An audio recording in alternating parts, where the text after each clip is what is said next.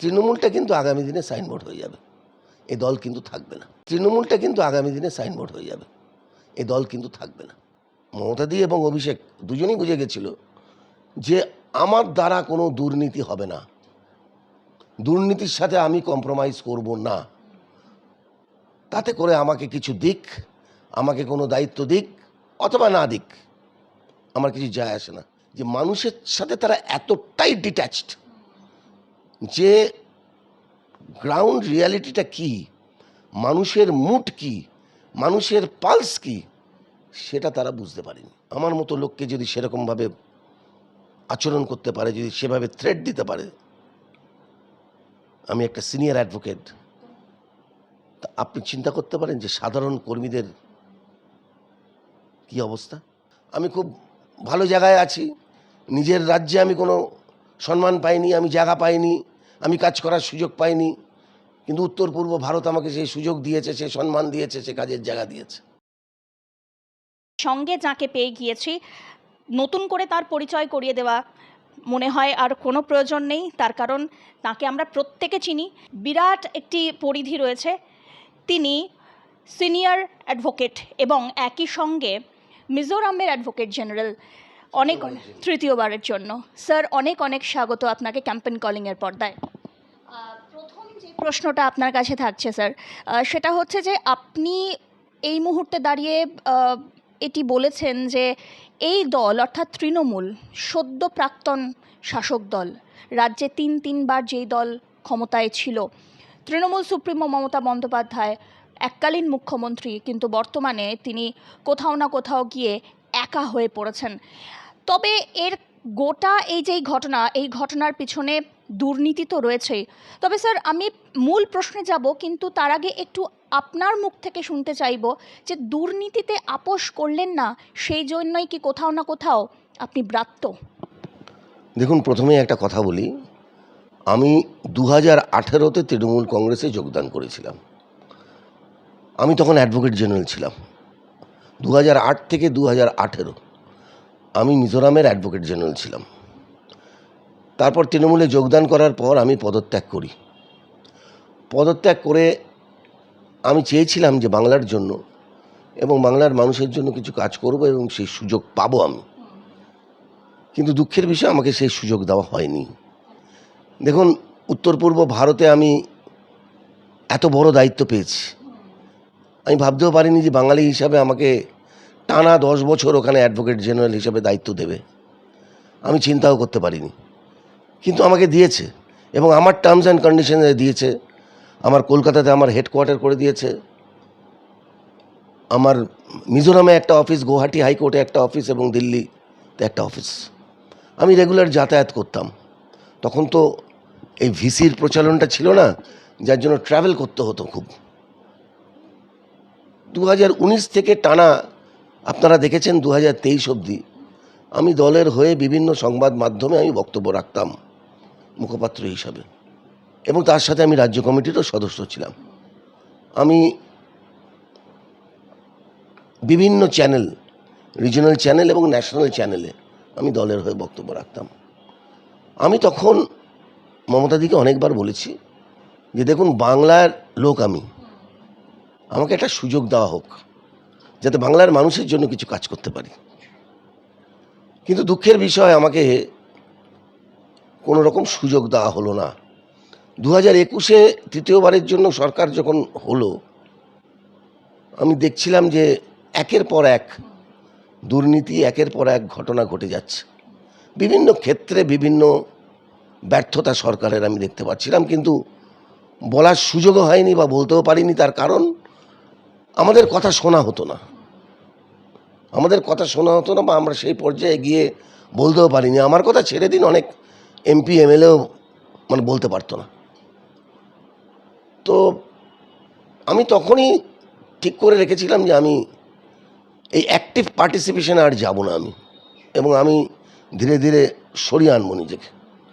এর মধ্যেই দেখুন, সুবর্ণ সুযোগ পেয়ে গেলাম। 2023 সালের ডিসেম্বর মাসে আবার মিজোরামের নতুন সরকার হলো, ওখানে একটা রিজিওনাল পার্টি সরকার করলো, এবং সেই দলের হয়ে যিনি নির্বাচিত মুখ্যমন্ত্রী, উনি আবার আমাকে অফার করলেন যে এর আগের সরকারে তো তুমি কাজ করেছো, তুমি আমার সরকারে কাজ করতে রাজি আছো কিনা। আমি সাথে সাথে রাজি হয়ে গেলাম। 2024 সালের জানুয়ারি মাসে আমি সেই দায়িত্ব নিলাম এবং দায়িত্ব নিয়েই আমি প্রথম কাজটা যেটা করলাম, আমি দলকে জানিয়ে দিলাম যে আমি আজ থেকে আর আমি দলের কোনো অ্যাক্টিভ কোনো ব্যাপারে আমি থাকবো না এবং অ্যাক্টিভ পার্টিসিপেশন আজকের থেকে আমার বন্ধ হয়ে গেল। তাতে করে যদি আমার নাম তোমরা স্টেট কমিটির থেকে সরিয়ে দাও, তাতে করে যদি আমার নাম ওই মুখপাত্র তালিকার থেকে সরিয়ে দাও, আই ডোন্ট মাইন্ড। কিন্তু আমাকে দিয়ে কোনো অ্যাক্টিভ কাজ কোনো আশা করবেন না, আমি করব না। তো তারপর আমি আমার দায়িত্ব পালন করছি, এখনও আমি এজির দায়িত্ব পালন করছি। আমার 13 বছর হলো, পরপর 3টে টার্ম, মাঝখানে অবশ্য গ্যাপ, পরপর 2টো টার্ম, মাঝখানে গ্যাপ, তারপর আবার 3টে টার্ম। তো সেভাবে কাজ করে গেছে, আই এম হ্যাপি। আমি খুব ভালো জায়গায় আছি। নিজের রাজ্যে আমি কোনো সম্মান পাইনি, আমি জায়গা পাইনি, আমি কাজ করার সুযোগ পাইনি, কিন্তু উত্তর পূর্ব ভারত আমাকে সেই সুযোগ দিয়েছে, সেই সম্মান দিয়েছে, সে কাজের জায়গা দিয়েছে। স্যার, এখানেই একটা প্রশ্ন উঠে আসে, সেটা হচ্ছে যে আপনি বলছেন যে এই দল অর্থাৎ তৃণমূল কংগ্রেস আপনার মতন একজন যোগ্যতম সদস্যকে ব্যবহার করতে পারলো না বা রাদার করলো না। তো এই যে দিনের পর দিন এই দলটা কোথাও না কোথাও গিয়ে কি অন্তঃশ্বাস শূন্য হয়ে গিয়েছে? আর যদি তাই হয়ে থাকে তাহলে এর মূল কারণটা কি, কিভাবে বিশ্লেষণ করতে চান? আপনার প্রথম প্রশ্নের উত্তরটা আগে দেই, যে আমাকে ব্যবহার করা হলো না, আপনি যেটা বললেন, হ্যাঁ, আমাকে ব্যবহার করা হয়নি। তার কারণটা হচ্ছে, আমি আজকে মনে করছি যে দল বুঝে গেছিল, মমতাদি এবং অভিষেক দুজনেই বুঝে গেছিল যে আমার দ্বারা কোনো দুর্নীতি হবে না, দুর্নীতির সাথে আমি কম্প্রোমাইজ করব না।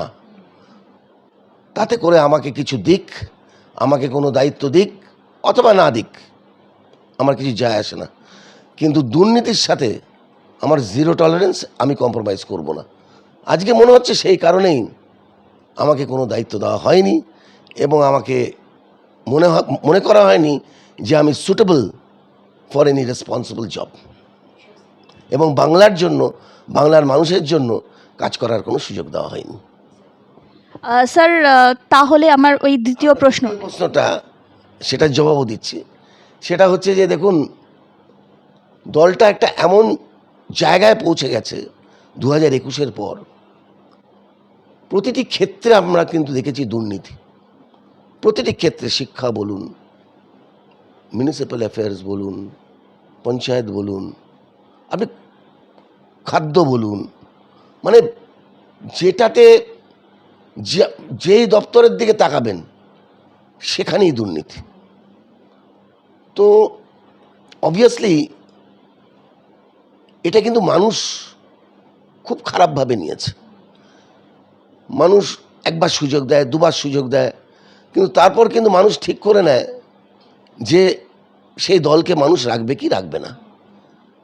দেখুন, 2014-তে ইউপিএ 2কে সরিয়ে দেওয়া হয়েছিল, মানুষ সরিয়ে দিয়েছিল এবং বিজেপিকে ক্ষমতায় এনেছিল, এবং ভাবতেও পারেনি কংগ্রেস তখন যে 44টা আসন মাত্র তারা পাবে।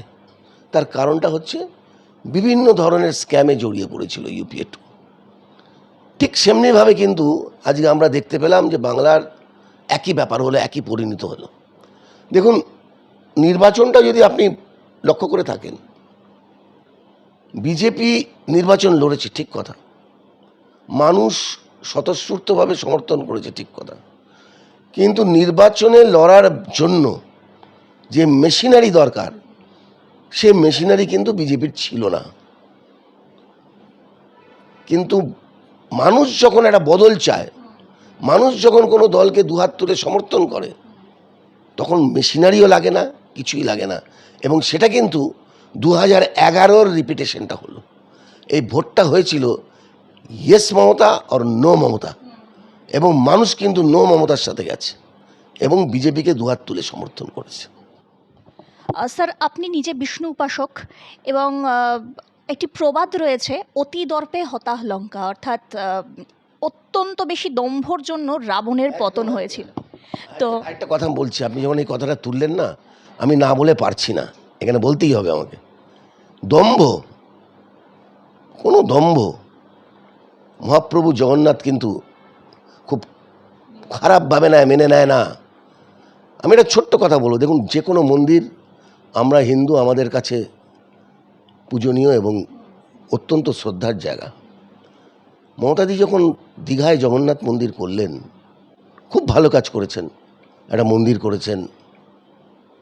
মানুষ কাছাকাছির মধ্যে যখন দীঘায় ঘুরতে যায়, জগন্নাথ মন্দিরে গিয়ে পুজো দেয়, পুজোর অংশ নেয়, মন্দিরটা ঘুরে দেখে, বিরাট জায়গা নিয়ে মন্দিরটা করেছেন।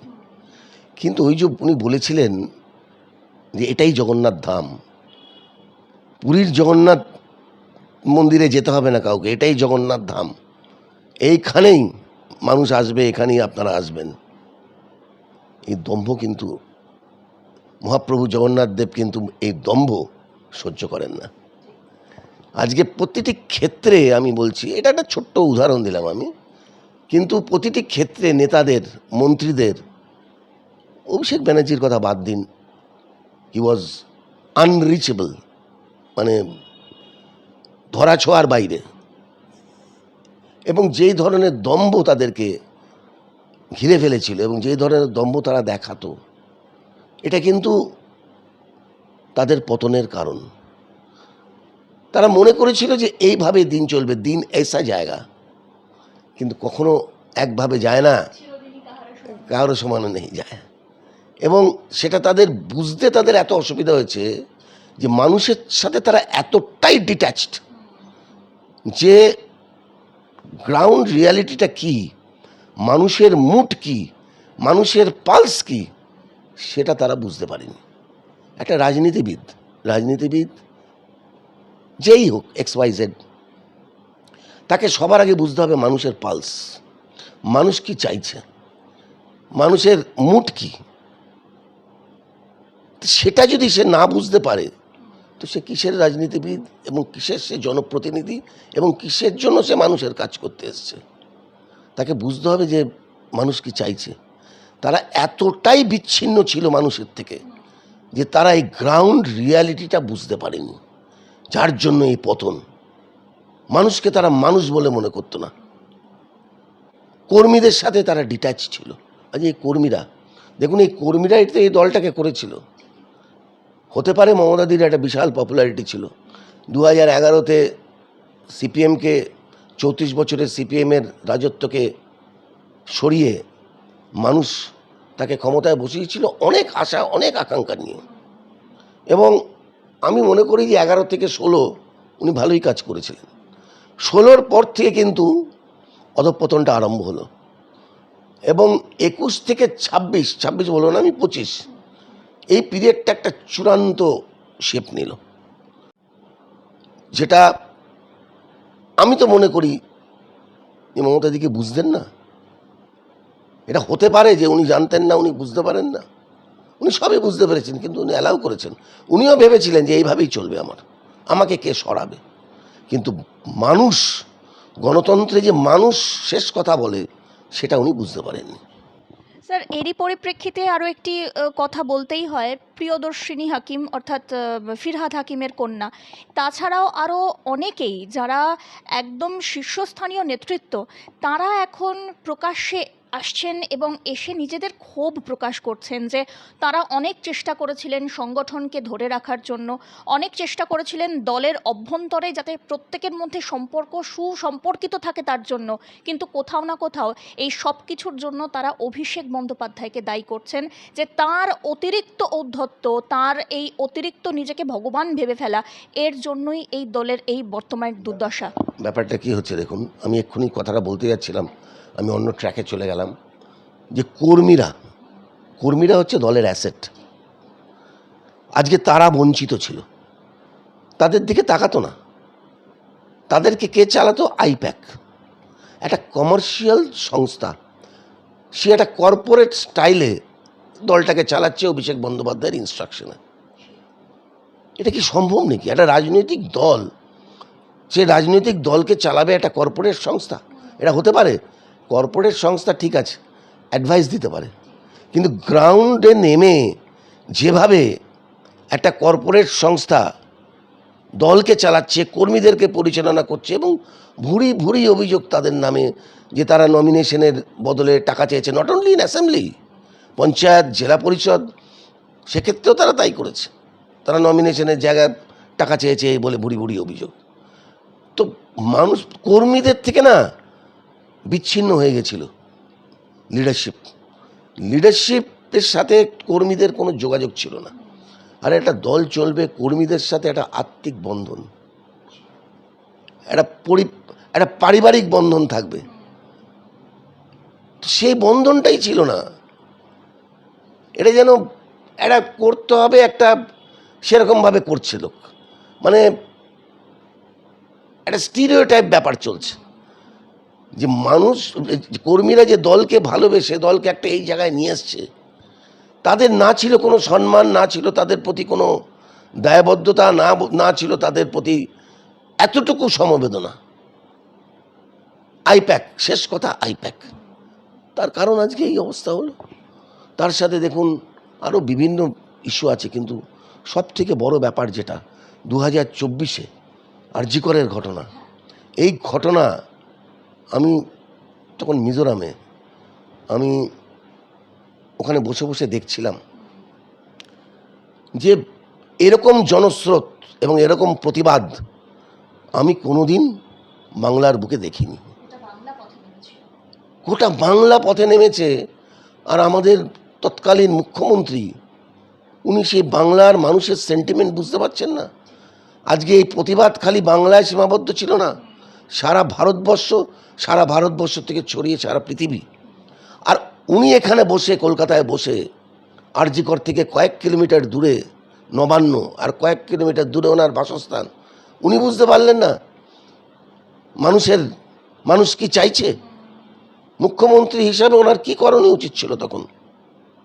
আইনের শাসন এবং অপরাধীদের সাথে সাথে গ্রেপ্তার করে, সাথে সাথে যত তাড়াতাড়ি সম্ভব চার্জশিট দিয়ে তাদেরকে ট্রায়ালে পাঠানো, এবং এনশিওর করা যে কঠোর থেকে কঠোরতম শাস্তি যাতে তারা পায়। কিন্তু আমরা কি দেখলাম যে ওনার নামেই অভিযোগ উঠল যে উনি অপরাধীদের গার্ড করতে চাইছেন, উনি অপরাধীদের বাঁচাতে চাইছেন, উনি কোনো কারণে চাইছেন না যে সত্যটা সামনে আসুক। তো তার ফলটা কি হলো? তার ফল তো আজকে ভুগতে হলো। আজকে এত বড় একটা ঘটনা যেখানে সারা পৃথিবী বুঝতে পারছে কি হয়েছে, সারা পৃথিবী ক্ষোভে ফেটে পড়েছে, প্রতিবাদে ফেটে পড়েছে, আর উনি নিশ্চিন্তে এখানে বসে আছেন। এটা মানুষ মেনে নেয়নি। আজকে যদি 2024-এর লোকসভা নির্বাচনটা এই আরজি করের ঘটনার পরে হতো, তৃণমূল কংগ্রেস 29টা কেন 9টা সিটও পেত না। তাহলে স্যার কোথাও না কোথাও গিয়ে দলের একদম শীর্ষ নেতৃত্ব ভীতি প্রদর্শন করে রাখতেন তাদের একদম এটা মানে ভীতি প্রদর্শন মানে কি? আপনি দলে থাকবেন, দল থেকে ছেড়ে যদি আপনি যান বা দলের বাইরে যদি কিছু করার চেষ্টা করেন, আপনি যেই হন, আপনার বিরুদ্ধে মিথ্যা মামলা দেওয়া হবে এবং মিথ্যা মামলা দিয়ে আপনাকে জেলে পড়া হবে। এবং থ্রেট, আমরা ব্যক্তিগত সম্পর্ক রাখতে পারিনি। আপনি ভাবতে পারেন আমরা ব্যক্তিগত সম্পর্ক রাখতে পারিনি। We were under such threat. একটা ছোট্ট ঘটনা বলি, আমি জানি না আপনার সময় আছে কিনা, একটা ছোট্ট ঘটনা বলি। আমি এখানে একটা দুর্গাপুজোর সাথে জড়িত বহু বছর, আমার কলেজ লাইফ থেকে। এবং আমার এই পুজোতে বিভিন্ন রাজ্যের বিভিন্ন মুখ্যমন্ত্রীরা এবং রাজ্যপালরা এসছেন, পশ্চিমবাংলার রাজ্যপালরাও এসছেন এর আগে, এবং ভারতবর্ষের প্রধান বিচারপতি, ভারতবর্ষের আর্মি চিফ, বিভিন্ন হাইকোর্টের বিচারপতিরা এসছেন। 2019-এর দুর্গাপুজো আমার মনে আছে, তখন জগদীপ ধনখড় এখানকার রাজ্যপাল। তো উনি রাজ্যপালটা পরে হয়েছেন, উনি কিন্তু সিনিয়র অ্যাডভোকেট। তো সেই সূত্রে ওনার সাথে আমার খুব ভালো পরিচয়, ভালো খাতির ছিল। তো রাজ্যপাল হচ্ছে একটা রাজ্যের কনস্টিটিউশনাল হেড, তো অবভিয়াসলি আমি তাকে ইনভাইট করেছি। যে আপনি আসবেন, আর আমার ইনভিটেশন পেয়ে উনি সাথে সাথে বলেছেন আমি যাব। কবে যেতে হয় বলো? আমি বললাম দেখুন এই উদ্বোধনে তো রেগুলারই হয়, আর মানে রোজ 10টা করে তুমি উদ্বোধন করে বেড়াবে, তুমি এখানে থাকতেও পারবে না বেশিক্ষণ।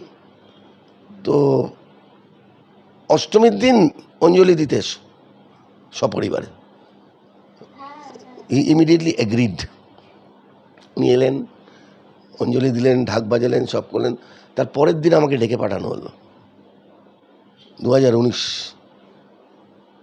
তার পরের দিন আমাকে ডেকে পাঠানো হলো এবং আমাকে যেই ভাষায় এবং যেইভাবে উনি আমাকে ধমকালেন, মানে ইট ওয়াজ এ থ্রেট। আমার মতো লোককে যদি সেরকমভাবে আচরণ করতে পারে, যদি সেভাবে থ্রেট দিতে পারে, আমি একটা সিনিয়র অ্যাডভোকেট, তা আপনি চিন্তা করতে পারেন যে সাধারণ কর্মীদের কি অবস্থা। ছেড়ে বেরিয়ে আসবো, কিন্তু অনেক কিছু ভেবে পারিপার্শ্বিক ব্যাপার দেখে আমার পরিবার, আমার বন্ধুবান্ধব তখনই আমাকে বলেছিল যে এক্ষুনি তুমি এই ডিসিশন নিও না, কেন তুমি বিপদে পড়ে যাবে, সাময়িক বিপদে পড়ে যাবে, পরে অবশ্যই এর থেকে বেরিয়ে আসতে কিন্তু তোমার লড়াই করতে হবে। আজকের থেকে 20 বছর আগে হলে হয়তো সেই বুঝে নিতাম আমি, কিন্তু যে কোনো কারণে হোক আমি তখন দেখলাম যে এত বড় লড়াইটা এই মুহূর্তে আমি কতটা করতে পারবো।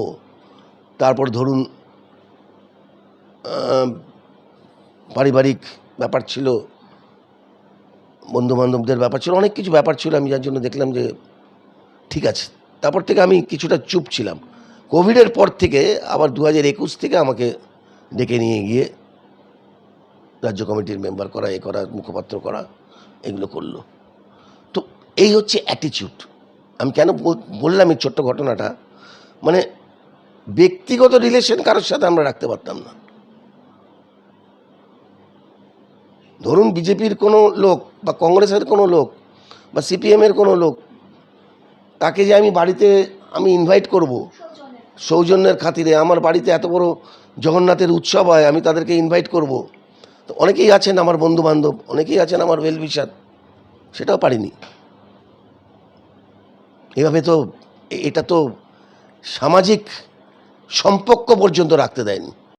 স্যার, দোলা সেন একদা বলেছিলেন যে 75-25-এর হিস্সা, এইটা কি আপনি সমর্থন করেন? দেখুন, সমর্থন করা যায় বলুন তো? কখনো সমর্থন করা যায়? আর সমর্থন করতে পারলাম না দেখে তো আমি আজকে বঞ্চিত। সমর্থন করতে পারলাম না দেখে আজকে আমাকে কোনো দায়িত্ব দেওয়া হলো না। সমর্থন করতে পারলাম না দেখে আজকে মানুষের জন্য, বাংলার মানুষের জন্য কাজের সুযোগ পেলাম না। ওয়ারাস দেখুন, আমি বাংলার বাইরে আমি এত বড় জায়গা নিয়ে বসে আছি। তো স্যার, আমি যদি একটু 2011-র দিকে ফিরে যাই, তাহলে দেখেছিলাম যে পরিবর্তন হয়েছে।